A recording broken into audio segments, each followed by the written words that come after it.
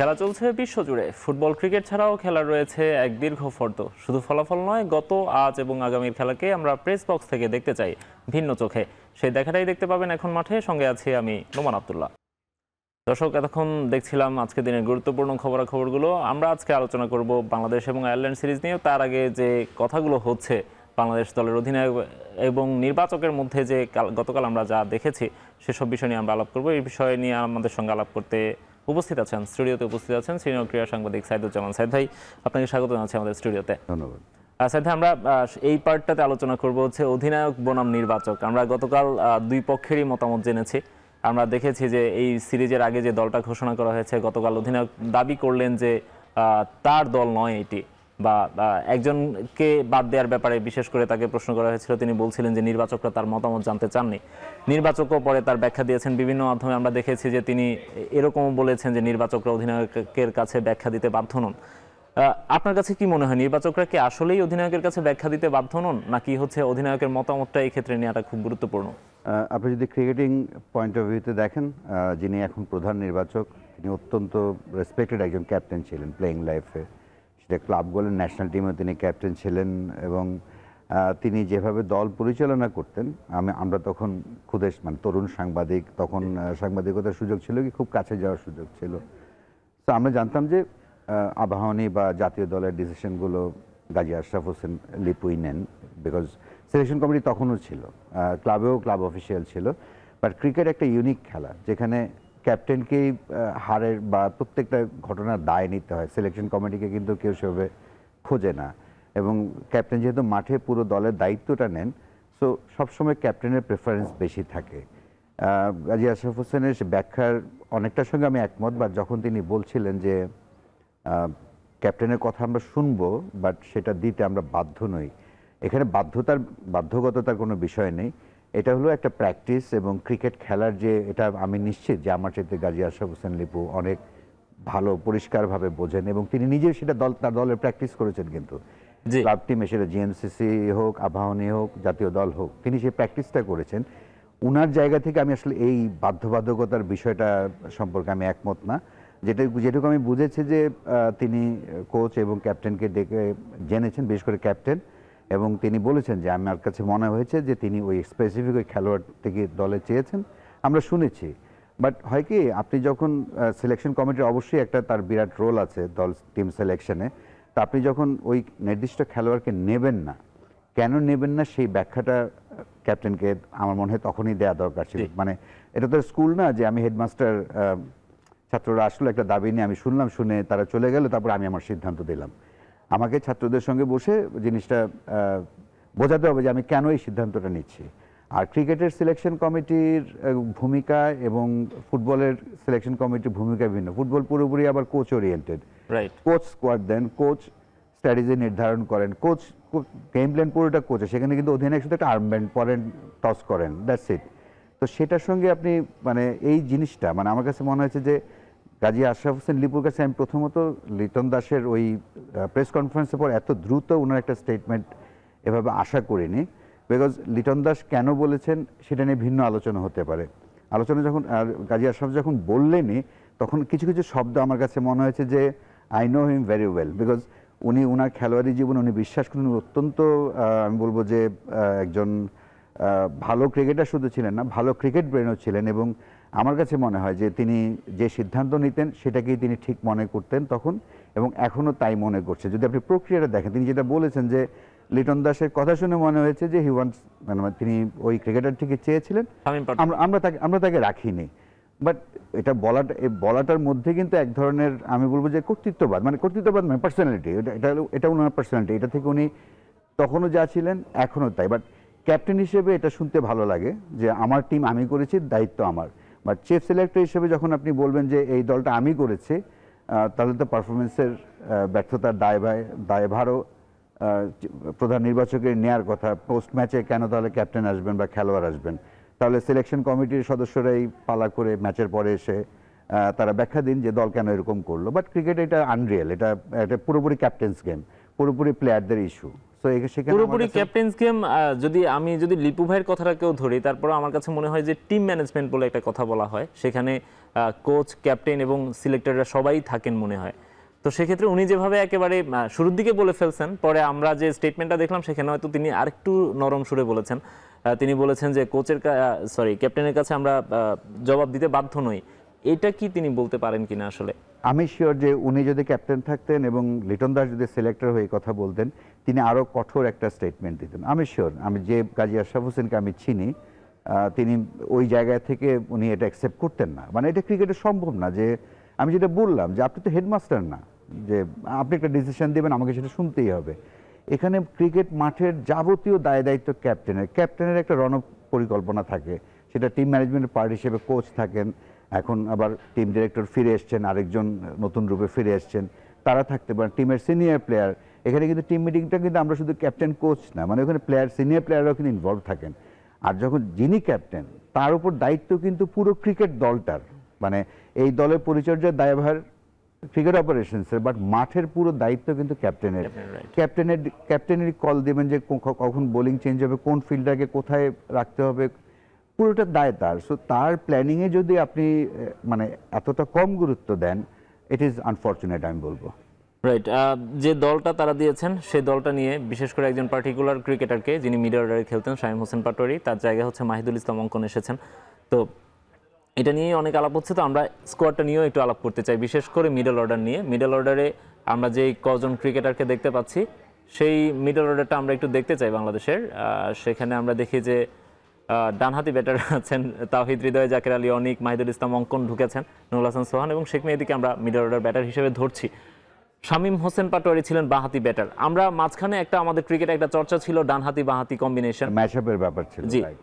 তো সেখান থেকে আমরা হুট করে কি এমন হলো যে এমনভাবে বের হয়ে গেলাম যে আমরা একজন বাঁহাতি ব্যাটার আমাদের ছিল, তাকে বাদ দিয়ে সব ডানহাতি ব্যাটার নিয়ে আসলাম। এই ম্যাচআপটা কিন্তু নতুন না বাংলাদেশ ক্রিকেটে বা বিশ্ব ক্রিকেটে, বা সব দলই আপনি দেখবেন যে চেষ্টা করে যদি বেটার, তার মানে এই না যে পারফরমেন্স বা কোয়ালিটির সঙ্গে কম্প্রোমাইজ করা, বাট ম্যাচআপ হলে ডেফিনেটলি আমি একজন বোলার, আমার সামনে এক ওভারে কখনো রাইট হ্যান্ডার কখনো লেফট হ্যান্ডার আসছে, সাইকোলজিক্যাল গেম খেলা যায়। সবচেয়ে সমস্যা কি, আপনি বাংলাদেশ দল কিন্তু এখন পৃথিবীর সবচেয়ে বেশি উইকেট কিপার ব্যাটার অলরাউন্ডার বেশি বাংলাদেশ। জি জি জি। আপনি দেখবেন যে 5 জন আছে, আপনি শুধু রাইট হ্যান্ডার বলছেন তা না, উইকেট কিপার ব্যাটার অলরাউন্ডার মানে কিন্তু অ্যাকচুয়ালি সে আমার কাছে অলরাউন্ডার না। বিকজ আপনার জেনুইন উইকেট কিপার যিনি উইকেট কিপিং করবেন ক্যাপ্টেন তিনি আছেন, এর সঙ্গে জাকের আলী আছেন, মাহিদুল ইসলাম আছেন, নুরুল হাসান সোহান আছেন, জাকের আলী অনেক আছেন, ইভেন পারভেজ ইমনও কিপিং করতে পারে। সো শামীম হোসেনের যেটা এক্সট্রা অ্যাডভান্টেজ এজ ছিল, আমি বলবো না যে তিনি সব বদলে দিতেন, বাট একটা এজ থাকে। তিনি অফ স্পিন বোলিংটা শ্রীলঙ্কা সিরিজে দেখেছে যে এমন না যে উনি রেগুলার বোলার হিসেবে খেলেছেন, বাট আপনাকে একটা পার্টনারশিপ হয়ে গেলে, একটা ম্যাচ আপ হয়ে গেলে প্রোডাক্টিভিটি উনি অনেক অবদান রেখেছেন ওই সিরিজেই। এখন শামীম হোসেন খুব বেশি যে ভালো ফর্মে আছেন তা না, বাট ফর্মে কে আছেন, মানে আমার একটা প্রথম প্রশ্ন এটা। দ্বিতীয় প্রশ্ন হলো, আমার দলে বাংলাদেশ দলের ক্যাপ্টেন, সামনে বিশ্বকাপ আছে, সব ক্যাপ্টেনরাই যার তাকে যেই টেনিয়র পর্যন্ত দেওয়া হয় তিনি তার মতো করে পরিকল্পনা করেন। সেখানে আমি শুধু সিলেক্টর বলেই আমি ওই দলে ইন্টারভিন করব, আমি ওই দলে, হ্যাঁ নিশ্চয়ই গাজী আশরাফ হোসেনের যুক্তি আছে কি কারণে শামীম হোসেনের জায়গায় মাহিদুল ইসলামকে নেওয়া হলো, কিন্তু সেটা তিনি তার ক্যাপ্টেনকে, যে ন্যাশনাল টিমের সবচেয়ে ইম্পর্টেন্ট মানে নাম্বার 1, আমি বলবো যে নাম্বার 1, তাকে ব্যাখ্যা দেওয়ার দরকার মনে করেননি। এটা আমার কাছে মনে হয় যে, আমি বারবার এটাই বলছি, লিটন দাস চিফ সিলেক্টর হয়ে যদি গাজী আশরাফ হোসেনের সঙ্গে এটা করতেন, গাজী আশরাফ হোসেন ক্যাপ্টেন্সি কুইটও করতে পারতেন। আবার ফিরে যায় শামীম হোসেনের জায়গাটায়, যে ক্যাপ্টেনের চিন্তার জায়গাটায়। আপনি যখন ক্যাপ্টেনকে আনহেপে রাখবেন, ক্যাপ্টেন মাঠে ভালো পারফর্ম করতে পারবেন না তার টিম নিয়ে। সবচেয়ে বড় কথা, ক্যাপ্টেন হয় কি, ক্রিকেটের ক্যাপ্টেন ইটস লাইক ফ্যামিলির, পরিবারের বাবার মতো। বাবা যদি তার সন্তানের কাছে ছোট হয়, যেটা লিটন দাস বলেছেন যে আমি ওকে সরি বলার মতো জায়গায়ও নেই, বিকজ তার প্ল্যানে ছিলেন। এবং ক্যাপ্টেন যখন একটা টিম নিয়ে প্ল্যান করেন, একটা 6 মাস পরের টুর্নামেন্ট নিয়ে প্ল্যান করেন, তিনি কিন্তু প্রত্যেকটা ইন্ডিভিজুয়ালের সঙ্গে যোগাযোগ করেন। এটা গাজী আশরাফ হোসেনও করতেন, বাংলাদেশের পরের ক্যাপ্টেন যারা সবাই করতেন। সেই ক্যাপ্টেন, তাহলে লিটন দাসের আজকে মুখটা কোথায় রইল? মানে এটা হয় কি, এটা তো ইমোশনের ব্যাপার না। লিটন দাসের সঙ্গে শামীম হোসেনের খুব বাড়তি খাতির এমন কিছু আমি দেখিনি বা শুনিনি। এবং লিটন দাস বাংলাদেশ দলের খারাপের জন্য শামীম হোসেনকে ভেবেছেন সেটা আমি মনে করি না। আপনি যেটা বললেন যে একটা ইভেন শামীম পাটোয়ারির সঙ্গে লাস্ট ম্যাচে তার সম্ভবত এটা হার্শ কথাবার্তাও হয়েছিল। সেই জায়গায় আমি গেলাম না, মানে ক্রিকেট মাঠে টিমে অনেক কিছু হতে পারে, বাট মাঠের পারফরমেন্সটাই যেটা আপনি বলছিলেন যে মিডল অর্ডারে একটা লেফটি একটা অপশন থাকলো, তার চেয়ে বড় কথা হলো শামীম হোসেন আপনাকে কয়েকটা বোলিং করে দিতে পারতেন, যেখানে আপনি 5 জন উইকেট কিপার নিয়ে আপনি কিন্তু লিটন দাস কোনো কারণে ইনজিওর্ড হলে তো একজন ব্যাকআপ থাকতে পারে। বাট আমি ইদানিং দেখছি যে মানে হয়তো ক্রিকেটের ফরম্যাট মানে T20 আসার কারণেই কিনা সবাই অলরাউন্ডার হতে চাচ্ছেন। তো আমি ব্যাটার আমার তো অপশন নাই বোলিং ছাড়া, বোলিংটা যখন পারছি না তখন আমি সবচেয়ে আরও ইম্পর্টেন্ট কিন্তু কিপিং, বিকজ সব দলে একজন কিপার লাগে। সো একটা দলে জায়গা করার মানে এটা একটা আমি বলবো যে জেনারেলি একটা মাইন্ডসেট তৈরি হয়েছে যে অলরাউন্ডার হলে ভ্যালু অ্যাড করে এবং উইকেট কিপার অলরাউন্ডার হলে আরও ভ্যালু অ্যাড করে। তো সেটা আমার কাছে মনে হয় না খুব কার্যকরী। আর আমি এখনও আমি বলবো, আমি দ্ব্যর্থহীনভাবে বলতে চাই যে মানে গাজী আশরাফ হোসেন যে ব্যাখ্যা দিয়েছেন, লিটন দাস যে ক্ষোভ প্রকাশ করেছেন, আমি ফুললি এগ্রি। আমার কাছে মনে হয় যে ক্রিকেটে মিথ্যাচার বেশি হয়, মানে মনে একটা মুখে আরেকটা বলে। এই প্রথম একজন ক্যাপ্টেন স্টুড আপ, এর প্রথম নেই আগে সাকিব আল হাসান বলছেন, আমার যত মনে পড়ে মুশফিকুর রহিম একবার কুইটই করেছিলেন এই ধরনের ডিসপিউট থেকে।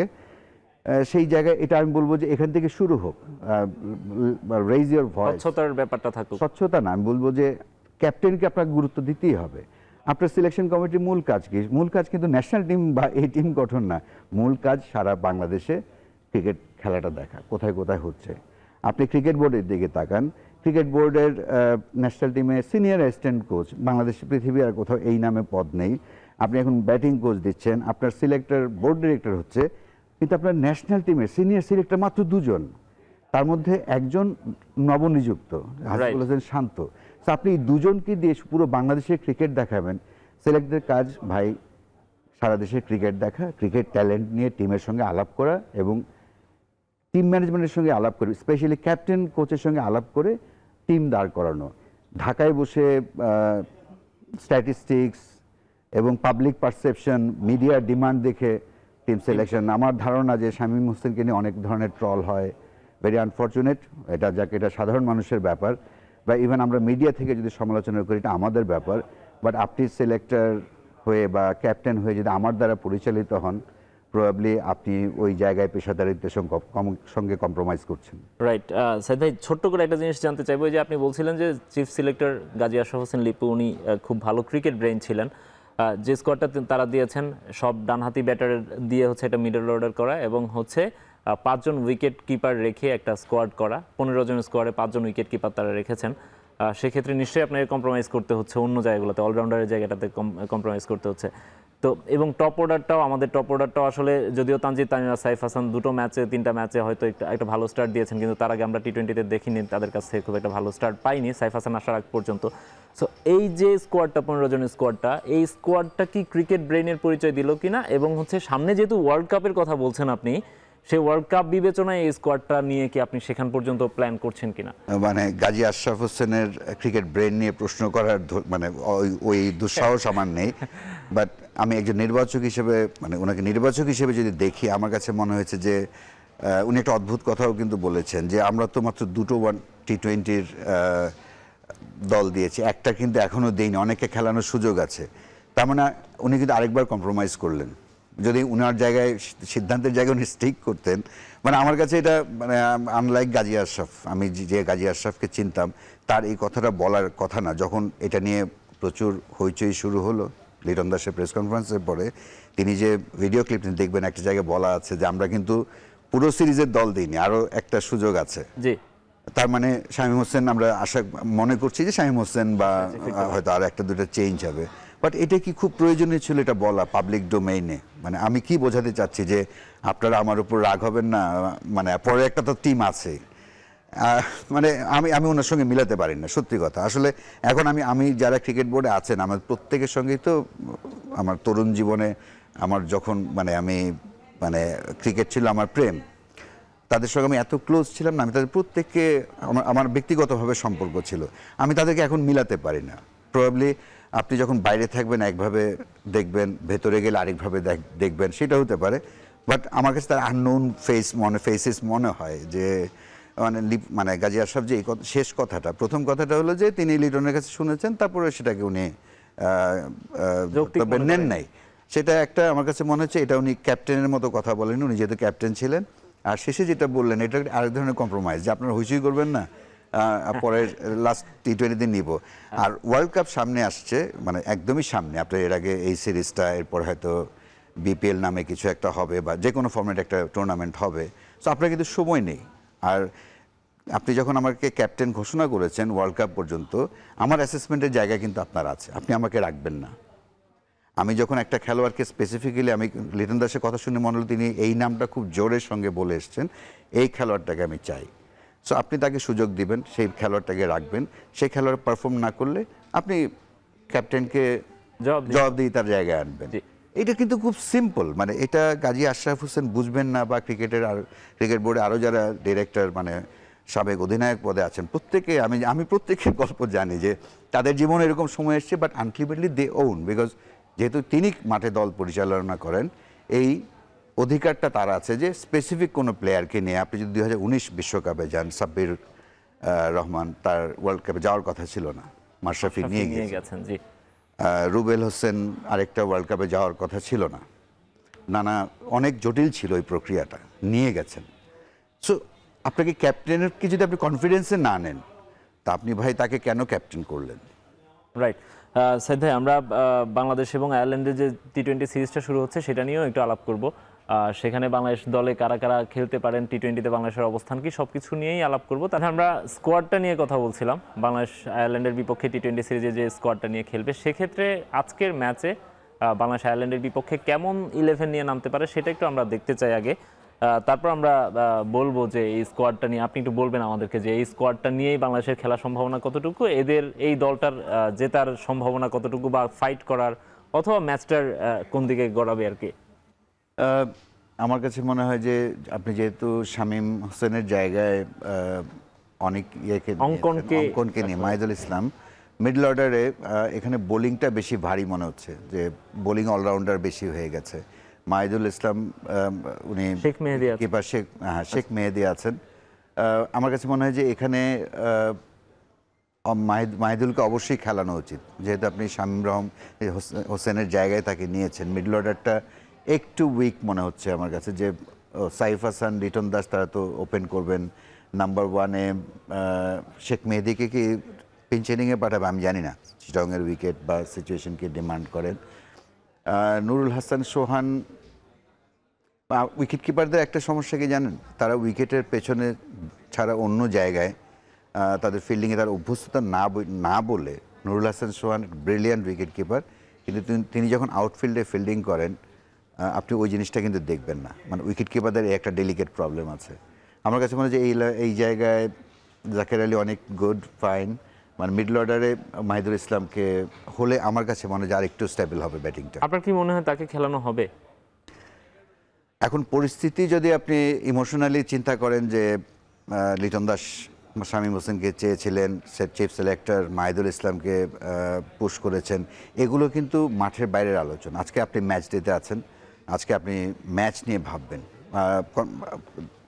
খেলোয়াড় ম্যাচ নিয়ে ভাবলেও কি অঙ্কন টিমে, মানে 11-এ আসে কিনা, আমি এটা কেন বলছি সাইদ ভাই, আমরা এটা নিয়ে আলাপ করেছিলাম যখন স্কোয়াডটা দেওয়া হয়েছিল। অঙ্কনের লাস্ট 5টা ম্যাচে আমরা দেখেছি টোটাল রান ছিল 36, এর মধ্যে রাইজিং স্টার্স এশিয়া কাপে তিনি খেলেছেন, ফাইনাল ম্যাচে তিনি ডাক মেরেছেন, অর্থাৎ তার সবশেষ টি20 ম্যাচটাতে হচ্ছে তিনি ডাক মেরেছিলেন। তো রিসেন্ট পারফরমেন্সেও কি তাকে এই 11-এ জায়গা দেয় কিনা? একটা কি আমি যেটা শুনেছি যে রাইজিং এশিয়া কাপে যে তাকে ফাইনালে খেলানো হলো, ফাইনাল হয় কি, ফাইনালে এমন একটা ম্যাচ, এনিথিং ক্যান হ্যাপেন। আমরা দেখেছি কি হয়েছে, প্রবাবলি বাংলাদেশের জেতা উচিত ছিল ম্যাচটা, পাকিস্তান জিতে গেছে, এবং মাহিদুল ইসলাম অঙ্কন গিয়েই একটা রিভার্স সুইপ করতে গেলেন, ওই উইকেটের রিভার্স সুইপ, এটা পৃথিবীর সবচেয়ে বিধ্বংসী ব্যাটসম্যানও ভাববেন না। ওই উইকেটে আপনি, বাংলাদেশ কিন্তু সেকেন্ড ইনিংস ব্যাট করেছে, এমন না যে উইকেট বোঝা হয়নি তখন, স্টিকি উইকেট, বল স্লো হচ্ছে, টার্ন করছে, সেখানে গিয়ে স্টাম্প টু স্টাম্প বল করা, মানে সোজা বলটাকে আপনি যখন রিভার্স সুইপ খেলতে যাবেন, প্রবাবলি তার ওই ফাইনালের 11-এর ধোকাটা তার জন্য একটা বিশাল চাপ ছিল, কারণ হুট করেই 11-এ আসা এবং ফাইনালের মতো ম্যাচে, এবং বাংলাদেশের মানুষ যেরকম মানে উৎসাহী হয়ে এই ম্যাচটা দেখছিল, ডেফিনেটলি প্রেশার কাজ করেছে। আজকেও তার জন্য প্রেশার সিচুয়েশন বাট হয় কি আপনি আপনার ভ্যালু বোঝানোর জন্য প্রবাবলি এই ধরনের পরিবেশ সবচেয়ে বেশি উপযোগী। আপনি যদি পৃথিবীর মানে কঠিনতম স্রোতের বিরুদ্ধে সাঁতরে তীরে ওঠেন, সেখানে কিন্তু স্রোতের পক্ষে সাঁতরে ওঠা একজন মানুষের চাইতে আপনার ভ্যালু অনেক বেশি। আমার কাছে মনে হয় যে ঠিক আছে, বিতর্ক অনেক কিছু হয়েছে, তারপর আমি বলবো যে আপনি ফর্মের কথা বললেন, শামীম হোসেনের ফর্ম খুব ভালো ছিল না, বাট ক্যাপ্টেনের কাছে ডেফিনেট ক্যাপ্টেনের গেম প্ল্যানে শামীম হোসেন ফিট করতেন। সেই জায়গায় যেহেতু তার জায়গায় মাহিদুলকে নেওয়া হয়েছে এবং তার রিসেন্ট ফর্ম খারাপ হলে আমরা জানি যে তাকে ফিউচার ভাবনায় কিন্তু তিনি আছেন, সো তাকে সুযোগ দেওয়া যেতে পারে।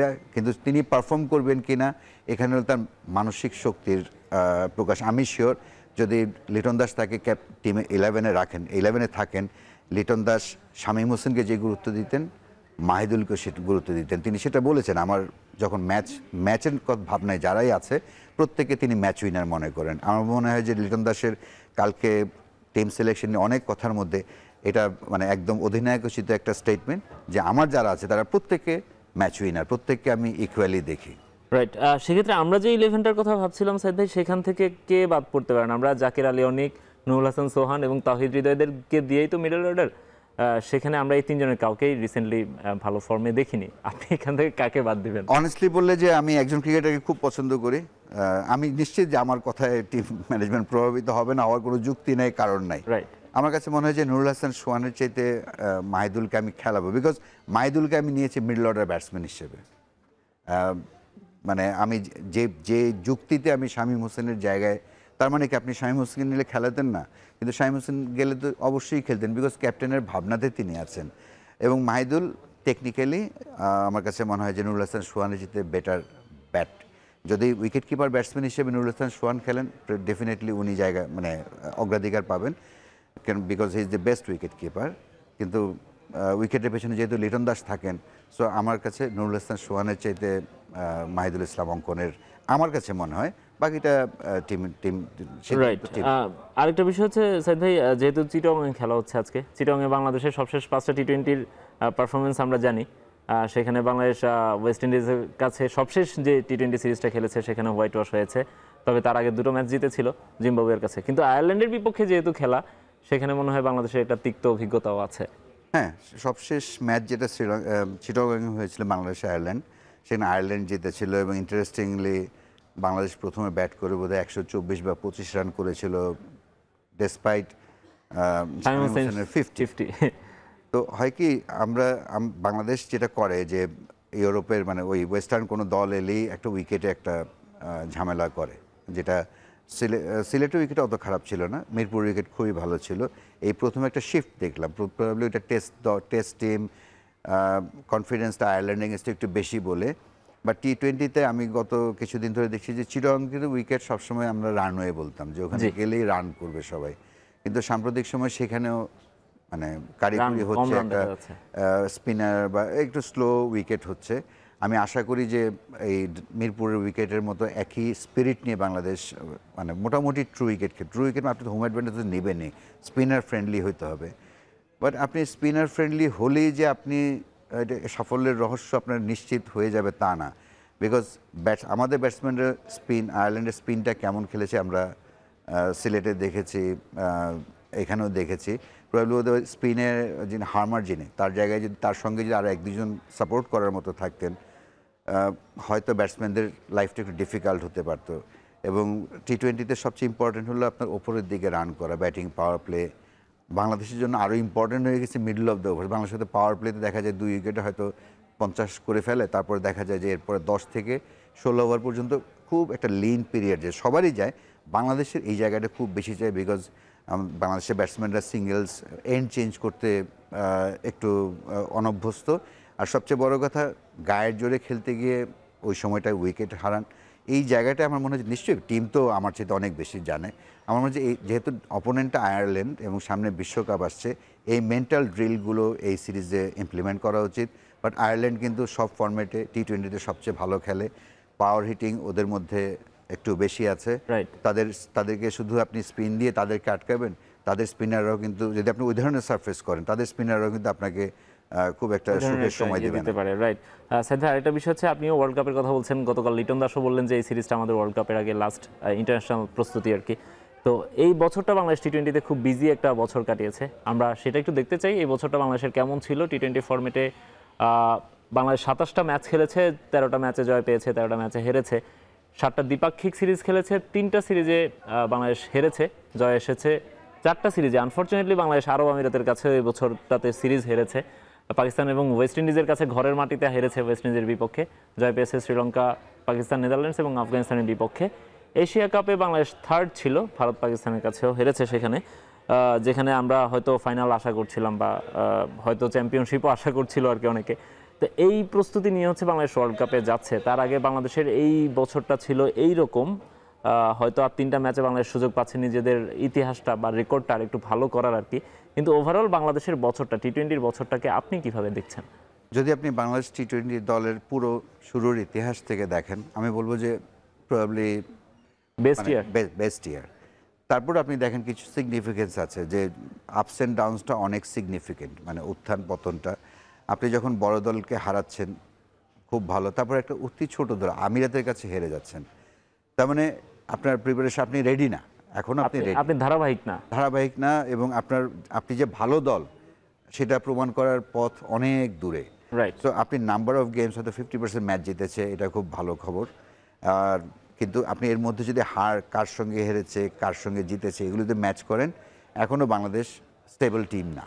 সেটা বড় দলও ছোট দলের কাছে হারে, বাট অনেক দিন পরে। কিন্তু বাংলাদেশ যেহেতু সাম্প্রতিক সময় অনেক ম্যাচ খেলেছে, অনেকগুলো ভালো জয় আছে, আবার অনেকগুলো খুব আশঙ্কাজনক হার আছে, যে কারণে আমার কাছে মনে হয় টিমটা এখনও শেপ নেয়নি, শেপ নিতে যাচ্ছে। সেই জায়গাতে আবার সিলেকশনে আলোচনাটা চলে আসে, যে মানে ওই জায়গাটায় টিম ম্যানেজমেন্ট এবং সিলেকশন প্যানেল, ক্রিকেট অপারেশনস, তাদের মধ্যে তারা কতটা অ্যালাইন, তাদের চিন্তাটা এক সুতোয় গাঁথা কিনা। আমার কাছে মনে হয় এই জায়গায় একটা সিরিয়াস সমস্যা আছে, এটা দ্রুত অ্যাড্রেস করতে হবে। এই বিশ্বকাপে বাংলাদেশ সব উল্টে ফেলবে আমি প্রত্যাশা করি না, বলে তো আমরা বাংলাদেশ হিসেবে সবার মতো আমিও খুশি হব। বাট আমার কাছে মনে হয় যে যেভাবে টিমটা কিছুটা প্রগ্রেস করছে, এই জায়গাটায় আমরা আর পিছন থেকে না টানি। ক্রিকেটেরই আরেকটা গুরুত্বপূর্ণ চ্যাপ্টার আমাদের সামনে আসতে চাচ্ছে, বিপিএল। গতকাল আমরা একটা রূপরেখা দেখলাম বিপিএল এর। প্রথমেই একটা প্রশ্ন আসে, সেটা হচ্ছে যে 30 তারিখ থেকে নিলাম, 26 তারিখ হচ্ছে ক্রিকেটারদের নিলামের তালিকাটা প্রকাশ করা হলো। ফ্র্যাঞ্চাইজিগুলো নিশ্চয়ই একটা বিপদে পড়ে গেছে। একটা বিষয় হচ্ছে যে বেশ কিছু প্রশ্নের, বেশিরভাগ প্রশ্নেরই উত্তর দিতে হয়েছে বিপিএল গভর্নিং কাউন্সিলের যিনি প্রতিনিধি ছিলেন, সদস্য সচিব ইফতেখার রহমান মিঠুকে। তাকে অনেকগুলো বিষয় নিয়ে প্রশ্নের মুখোমুখি হতে হয়েছে এবং হওয়ারই কথা ছিল। এর মধ্যে ফ্র্যাঞ্চাইজিগুলোর অবস্থান, ব্যাংক গ্যারান্টি, ফ্র্যাঞ্চাইজি ফিজ, এই যে আর্থিক বিষয়গুলো নিয়ে যে জটিলতা গত বছরও আমরা দেখেছি থেকে গিয়েছিল, তার আগেও ছিল, সেটি থেকে বের হওয়ার একটা নিশ্চয়তা তারা দিয়েছিলেন, কিন্তু সেই অনিশ্চয়তার দিকেই মনে হয় তারা আবারও ঝুঁকছেন। প্রথমে যদি আমি গতকালকে প্রেস কনফারেন্সের কথা বলি, এখন একজন ইন্ডিভিজুয়াল ছিলেন বিপিএল গভর্নিং কাউন্সিলের মেম্বার সেক্রেটারি, পদাধিকার বলে ওনার ওখানেই থাকার কথা। যে প্রশ্নগুলো তো পরিষ্কার আমি ভিডিওতে শুনি না, আমি যেহেতু উপস্থিত ছিলাম না, আমি ওনার উত্তরগুলো শুনে মনে হচ্ছিল যে এর চাইতে এই ধরনের প্রেস কনফারেন্স না করাই ভালো। প্রতিটা প্রশ্নের উত্তরে যে উত্তর আমরা শুনছিলাম, তাদের নতুন করে একটা অনিশ্চয়তা, প্রবাবলি উনি নিজে অনিশ্চয়তার মধ্যে আছেন। তো সেক্ষেত্রে হয় কি, এগুলো প্রেস কনফারেন্স না করে প্রেস রিলিজ দিয়ে দিলেই ভালো, যে আমরা এখন এই স্টেজে আছি বা আমরা অমুক দিন জানাতে পারবো। আমি প্রেস কনফারেন্স করছি, আমাকে তো জানাতে হবে মানে সঠিক তথ্যটা কী, মানে পরিপূর্ণ তথ্যটা কী।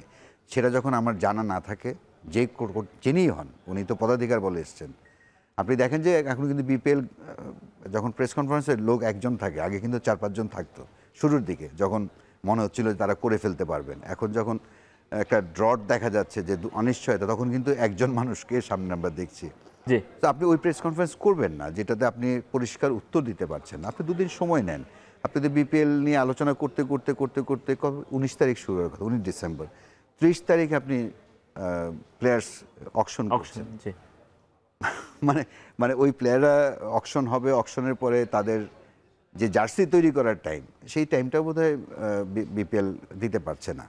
সো ইভেন প্লেয়ার লিস্টে দেয়া হলো হচ্ছে 4 দিন আগে ফ্র্যাঞ্চাইজিগুলোর টিমে তাদের তো একটা প্ল্যান থাকবে, আমরা এই ক্রিকেটারকে নিতে চাই। ওইটাই আমি বলছি যে আপনি যে আমাকে 2 কোটি টাকা দিয়ে প্রথম হলো ফ্র্যাঞ্চাইজ রাইটস কিনতে বলছেন, 10 কোটি টাকা ব্যাংক গ্যারান্টি দিতে বলছেন, আমি কি জন্য দেব? মানে 12 কোটি টাকা আমার একটা নির্দিষ্ট সময় এখানে আটকে থাকবে, প্লাস আমার যে লজিস্টিক খরচ সেটা কিন্তু আমাকে দিতে হবে। তো আমার মোটামুটি 20 কোটি টাকা যদি আমার খরচ করার সামর্থ্য থাকে, দেন আমি বিপিএলের একটা টিম নেব। 20 কোটি টাকা শুধু আমার থাকলে হবে না, আমার আসলে 2000 কোটি টাকার মালিক হতে হবে যদি আমি 20 কোটি টাকার একটা প্রজেক্টে ইনভেস্ট করতে চাই।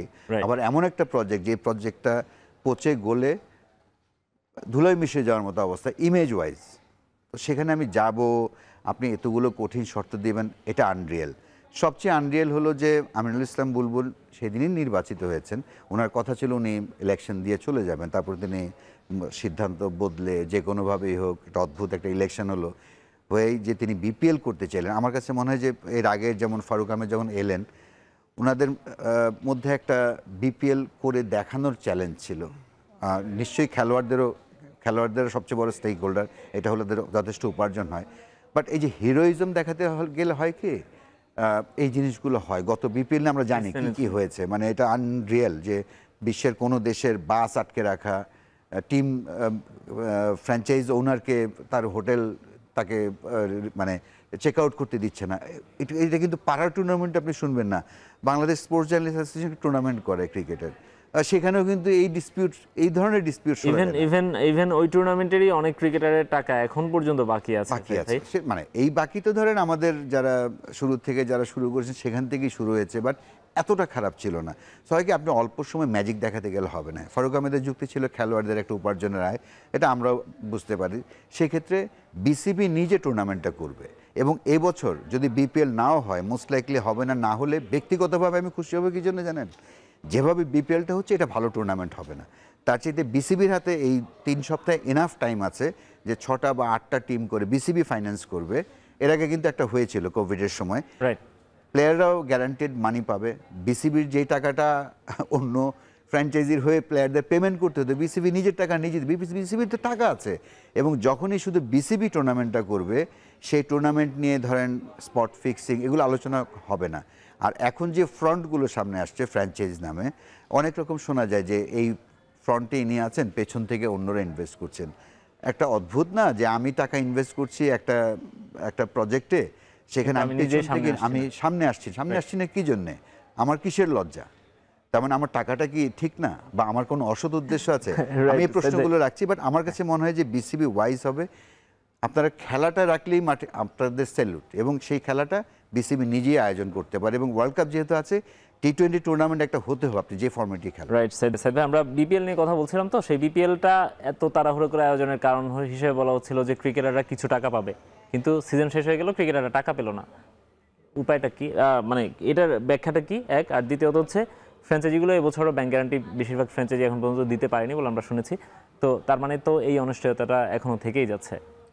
অনিশ্চয়তা তো শতভাগ অনিশ্চয়তা। আমি বলবো যে সবচেয়ে প্রথম কথা হলো যে আমরা প্রত্যেকবার না বোর্ড চেঞ্জ হলে নতুন করে বিপিএল আয়োজনের কথা শুনি, বাট বিপিএল একটা প্রফেশনাল সেট আপ থাকার কথা। বিসিবিতে প্রফেশনাল একজন সিইও আছেন, বিপিএল একটা গভর্নিং কাউন্সিলের একটা অফিস এক্সিকিউটিভরা আছেন, তারা কি করেন সারা বছর? মানে নেতৃত্বতে চেঞ্জ আসবে, 4 বছর পর নতুন বোর্ড এসে আবার বিপিএল নতুন করে করবে, নতুন করে করার তো কিছু নাই, চলমান প্রক্রিয়া, like national league, any domestic league. So এই জায়গাটায় আমার কাছে মনে হয় বিসিবি খুবই আনপ্রফেশনাল।